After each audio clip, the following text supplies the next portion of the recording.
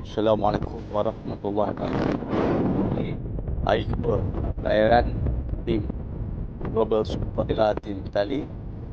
Pada hari ini kita berlabuh di salah satu pesisir pantai di hujung sini ini untuk kita menunggu konvoi daripada Tunisia dan Spain.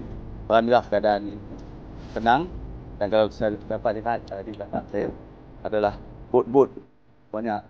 Bot layar sebanyak 16 bot layar daripada tim Itali ini, yang mana kita akan bertolak apabila tim daripada juga boleh bergerak ke laut Mediterranean dan dari laut Mediterranean.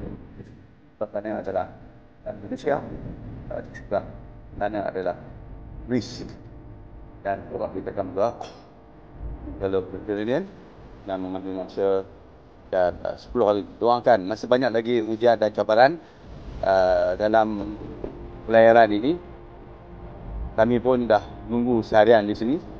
Apa yang penting adalah kita dapat capai matlamat kita, kanan pada rezim, pada kanan pada bangsa peserta, pada dan rezim dan pesan dan waspada untuk koridor bantuan kemanusiaan. Maklumat besar juga